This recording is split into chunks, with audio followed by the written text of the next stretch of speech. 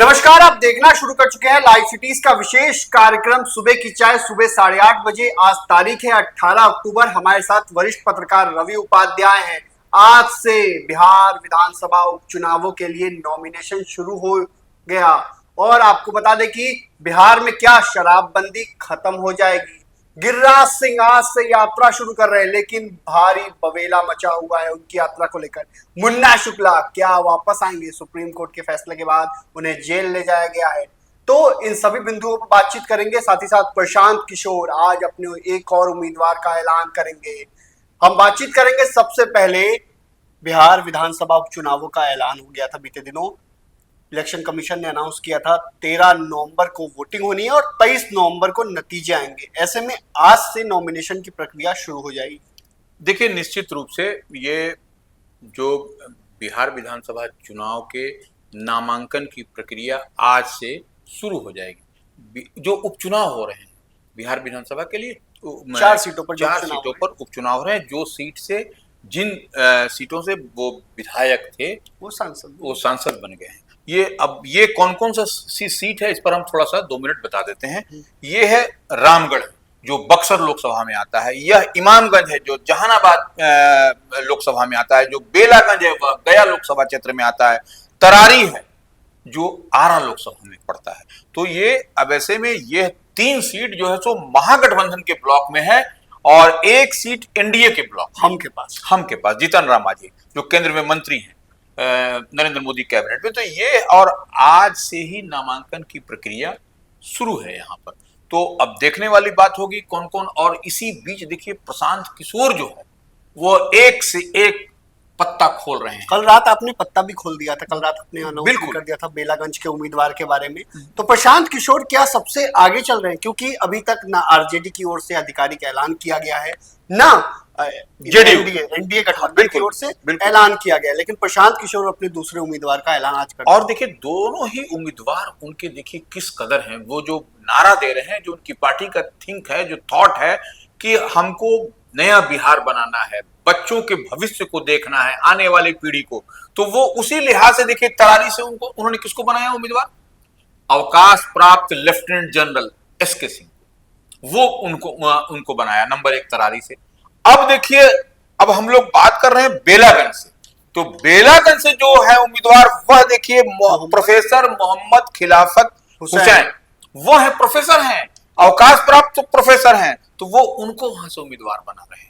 तो वह निश्चित रूप से जो उनका विजन है, जो थॉट है, जो उनके पार्टी की जन स्वराज की नीति है प्रशांत किशोर की, उस पर वह खरा उतरते हुए आ रहे हैं। अभी तक देखिए 4 सीट पर उपचुनाव हो रहा है, 2 पर उन्होंने उम्मीदवार दे दिया है। और इधर देख लीजिए, आपको इंडिया ब्लॉक और एनडीए की ओर से अभी तक कोई उम्मीदवार का आता पता नहीं। सिर्फ बीजेपी के प्रदेश अध्यक्ष ने कहा था कि सहमति बन चुकी है, जल्द ऐलान, 3 से 4 दिनों में ऐलान हो जाएगा। तो वही सहमति बन चुकी है, वही लोग रहेंगे। वो अब देखिएगा कि कौन से लोग उम्मीदवार होते हैं, एकदम स्पष्ट दिखाई पड़ेगा आपको। क्या इतना समय क्यों लग रहा है एनडीए गठबंधन को या महागठबंधन को? देखिए, कुछ समय नहीं, वहां पर देखिए बड़ी पार्टी है। निश्चित रूप से एनडीए में भारतीय जनता पार्टी हो या जदयू हो, इन लोगों में डिसाइड करेगा, इन लोग बैठ करके बात करेगा और उसके बाद से आला कमान तय करता, वह अलग विषय है। लेकिन अब देखिएगा कि उम्मीदवार कौन बनते हैं। बार बार इस बात को कह रहे हैं। अब देखिए, भाकपा माले तरारी से किसको बनाएगा? राजू यादव को बनाएगा। तो यह स्पष्ट है, दिखाई पड़ रहा है कहां से कौन खेल कहां पर किस तरीके से राजनीति का होने जा रहा है। 25 तारीख तक नॉमिनेशन की डेट है। 23 तारीख को नाम वापसी की तिथि है। 28 को समीक्षा होगी। 13 तारीख को वोटिंग होनी है। 23 तारीख को नतीजे आएंगे। अब दूसरी खबर पर हम बात करेंगे। बिहार में हाहाकार मचा हुआ है। छपरा में, सिवान में कितने लोगों की मौत हो गई। कल तो डीजीपी ने भी कह दिया था कि 25 लोगों की मौत हो चुकी है। अब तो आंकड़ा बढ़ भी चुका है, लोगों की मौत हो रही है, हाहाकार मचा हुआ है और शराब खोलों की मांग हो गई है। क्या बिहार में शराबबंदी खुल जाएगी? देखिए, निश्चित रूप से शराब कहां से आ रहा है, यह सबसे बड़ी बात है। और प्रशांत किशोर ने कहा है कि उनकी सरकार बनते ही जन स्वराज का वो शराबबंदी समाप्त कर देंगे। और देखिए, अब कहीं ना कहीं सब लोग यही बात कह रहा है। कांग्रेस पार्टी भी कह रही है, आरजेडी भी कह रही है, शराब खोल दो, जब नहीं संभल रहा है, फेल है तो खोल दो। बिल्कुल, देखिए यह कहीं ना कहीं एक टाइप ऑफ माने क्राइम है। ये आप जो है सो शराब जो है सो बंदी है, पूर्ण शराबबंदी है, बावजूद इसके शराब की खेप पहुंच रही है और छोटे छोटे प्यादे पकड़े जा रहे हैं। बड़े बड़े लोगों पर कोई कार्रवाई नहीं। कैसे बाहर से आपके राज्य में प्रवेश कर जा रहा है। अब इसको ऐसे कहा जाए कि इसको हम लोग ऐसे भी कर सकते हैं दिखाई तो नहीं पड़ रहा है लेकिन बिक जरूर रहा है। और दिखाई आपको सार्वजनिक रूप से नहीं है लेकिन कहीं ना कहीं प्रशांत किशोर तो सीधे सीधे कह रहे हैं कागजों पर शराबबंदी है, पूरे बिल्कुल। बिहार जानता है। देखिए, प्रशांत किशोर ही नहीं, तेजस्वी यादव नेता प्रतिपक्ष है, वह भी इस बात को कह रहे हैं कि देखिए शराबबंदी सिर्फ कागज पर है, खाना पूर्ति, पुलिस कहाँ है, प्रशासन कहाँ है, कैसे बिक रही है, कैसे निकल रही। तो यह बात देखिए तमाम और इतने लोग 25 लोग तो ऑफिशियल कही जा रही है कि आधिकारिक पुष्टि है 25 लोग, 30 से ऊपर हो चुके हैं वैसे तो। कई लोग की आंख से रोशनी चली गई, कई लोग कोई बीमार हैं, कई हॉस्पिटलाइज हैं, भर्ती हैं, वो जीवन मौत से जूझ रहे हैं। तो यह एक निश्चित रूप से यह परेशानी है सरकार के लिए। सरकार अगर यदि इसको अभी भी नहीं चेती इतने लोगों की। नहीं, नीतीश कुमार ने समीक्षा बैठक की थी, डीजीपी को बुलाया था, समीक्षा की गई है तत्काल। देखिए, शराबबंदी की समीक्षा समय समय पर होती है लेकिन सिर्फ रिव्यू करने से, समीक्षा करने से नहीं होगी। नीतीश कुमार चीफ मिनिस्टर ही नहीं है, वो जो है सो गृह विभाग की जिम्मेवारी भी उनके पास है, तो वो ऐसे में उनकी जिम्मेवारी बनती है। और देखिए कहीं ना कहीं यह अब इतने लोग की मौत हो गई, कितने परिवार जो है सो तंग और तबाह हो गए। ये कैसे आ रहा है, कैसे बन रहा है, कौन लोग ला रहे हैं, कौन जिम्मेवार है, कौन थाना है, किस थाना में। यह सब चौकीदार को, थाना प्रभारी को निलंबित, सस्पेंड करने से कार्रवाई यह थमने वाली चीज नहीं है। या इसके इससे पहले भी कई लोगों की मौत हुई है, इससे छपरा में ही कई लोगों की मौत हुई है, मुजफ्फरपुर में कई लोगों की मौत हुई है। इसको जड़ को समाप्त करना होगा। जब तक जड़ से आप समाप्त नहीं करिएगा, शराबबंदी का इसी तरह से होता रहेगा, चलता रहेगा।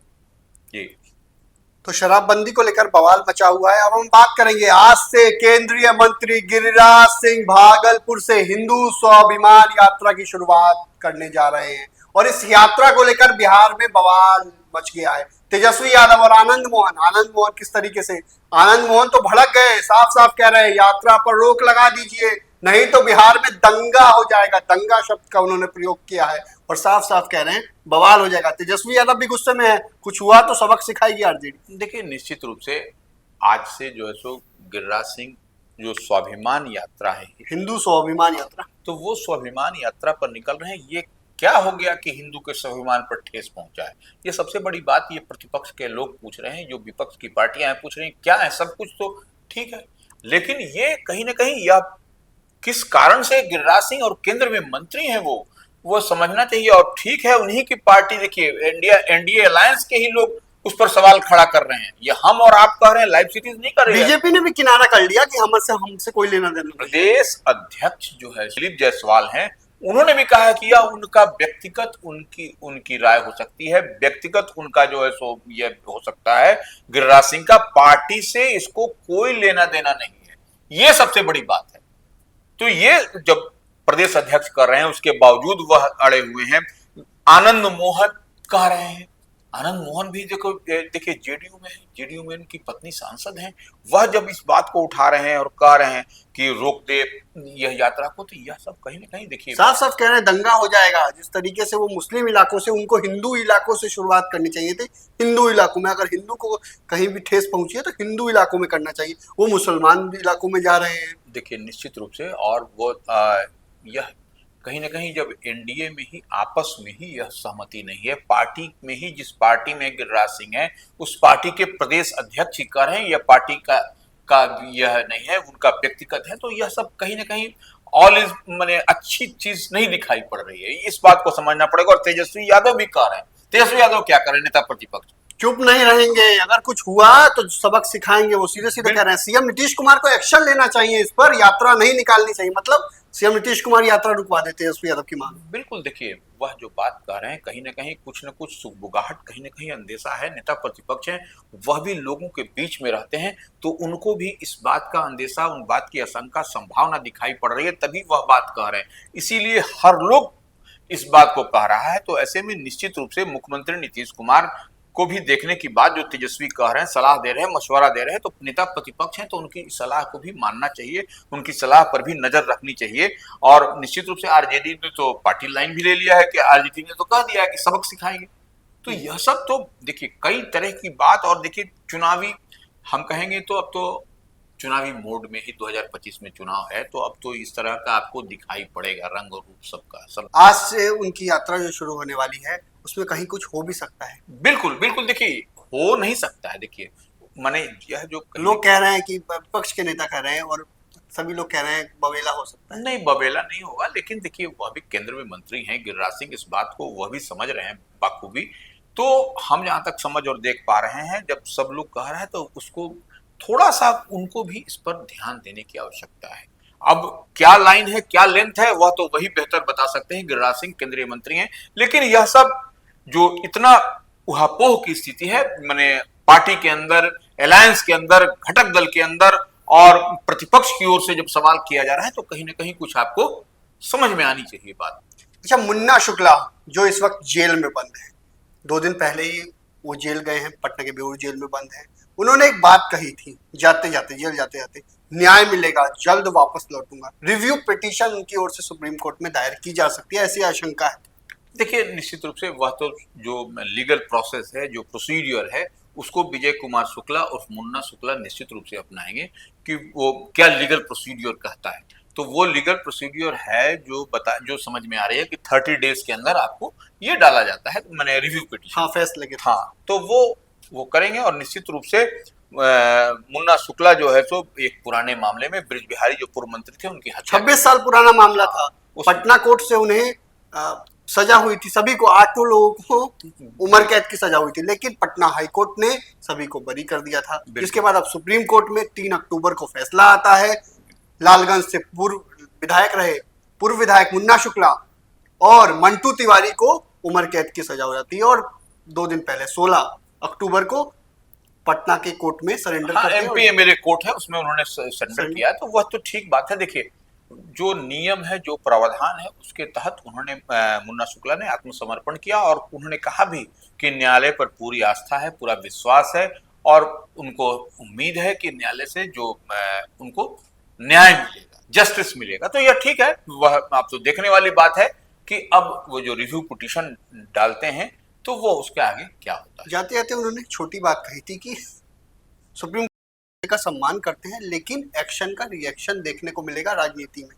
नहीं, देखिए वो ठीक है, एक्शन का रिएक्शन वह लेकिन पहले यह मामला तो निश्चित रूप से न्यायालय का है। तो न्यायालय क्या निर्देश, क्या डायरेक्शन, क्या आदेश आता है, उसके बाद ही कुछ कहा जा सकता है इस पर। प्रशांत किशोर उपचुनावों को लेकर आपने कल ही रात बता दिया था, प्रशांत किशोर का हुआ, तो कितना दाव जो खेला है प्रशांत किशोर ने, कितना असरदार होगा? देखिए निश्चित रूप से प्रशांत किशोर ने जो बेलागंज से जो वहां पर उम्मीदवार दिया है, प्रोफेसर खिलाफत हुसैन को वो उम्मीदवार बनाया है। मैथमेटिशियन है, मैथ्स के प्रोफेसर हैं और जो जानकारी छन करके आई है कि उनको उम्मीदवार बेलागंज से बनाया गया है जनसुराज की ओर से।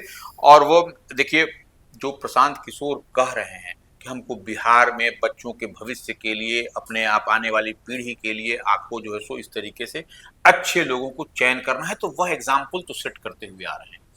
तरारी की बात कर लें, वहां से भी देखिए वो लेफ्टिनेंट जनरल अवकाश पाल, लेफ्टिनेंट जनरल एस के सिंह को वहां से बनाया है। अभी बेलागंज से देखिए वहां पर भी प्रोफेसर को उन्होंने बनाया, मैथमेटिशियन को। लेकिन प्रशांत किशोर ने जिस तरीके से मुस्लिम कार्ड खेला है, 2 यादवों की लड़ाई में मुस्लिम कार्ड कितना असरदार होगा? देखिए निश्चित रूप से वहां पर अब देखिए सुरेंद्र यादव, उनका वह सीट रहा है लंबे समय से, जो आरजेडी के वो विधायक रहे, इस बार एमपी होकर जीत करके गए, तो वो सीट उन्हीं के चलते यहाँ पर उपचुनाव भी हो रहा है। तो ये वहां पर लड़ाई अभी जेडीयू से, वहां पर एक्स एमएलसी मनोरमा देवी उम्मीदवार हैं, वो यादव समाज से ही हैं। सुरेंद्र यादव की बात कही जा रही है कि सुरेंद्र यादव के पुत्र वहां से डॉक्टर विश्वनाथ यादव उम्मीदवार हो सकते हैं आरजेडी से। तो वह 2 यादवों के बीच में निश्चित रूप से जब लड़ाई होगी तो वहां पर क्या होगा, आप समझा जा सकता है इस बात को कि प्रशांत किशोर की पार्टी वहां पर हर जगह, हर सीट पर ट्रेंगुलर फाइट इस बार होगी। इसमें हम लोग इस बात को कह रहे हैं और देख और समझ भी यही पा रहे हैं कि हर सीट पर, जो 4 सीट आपको है, त्रिकोणीय मुकाबला होगा। हर सीट पर त्रिकोणीय आपको ट्रेंगुलर फाइट होता हुआ दिखाई पड़ेगा। तो रामगढ़, बेलागंज, तरारी और इमामगंज में आज से नॉमिनेशन शुरू हो जाएगा और आज से नॉमिनेशन की प्रक्रिया शुरू हो जाएगी। 25 अक्टूबर तक ये नॉमिनेशन की प्रक्रिया है और 28 अक्टूबर को नॉमिनेशन की समीक्षा की जाएगी। 30 अक्टूबर को नाम वापसी की अंतिम तिथि है। नाम कौन कौन वापस लेंगे वो भी देखने की बात है। पहले लोग नॉमिनेशन तो शुरू करें। नॉमिनेशन में आज देखना होगा आज क्या कोई प्रत्याशी नॉमिनेशन करता है कि नहीं विभिन्न सीटों पर। तो बिहार विधानसभा उपचुनावों को लेकर आज से नॉमिनेशन भी शुरू हो जाएगा। गिरिराज सिंह की यात्रा आज से शुरू होगी और इस यात्रा में क्या हंगामा मचेगा, इस यात्रा को लेकर क्योंकि राजनीतिक बयानबाजी काफी ज्यादा है, जेडीयू बीजेपी सभी ने किनारा कर लिया है। इस यात्रा से देखने को मिल सकता है कि गिरिराज सिंह की यात्रा में कौन कौन शामिल होता है, इस पर भी हमारी नजर रहेगी। साथ ही साथ मुन्ना शुक्ला को लेकर हमारी नजर रहेगी और प्रशांत किशोर आज बड़ी प्रेस कॉन्फ्रेंस करने वाले हैं। तो भाई रियल आईसीटीज के साथ हमारे यूट्यूब चैनल को सब्सक्राइब करिए, पेज को लाइक करिए। धन्यवाद।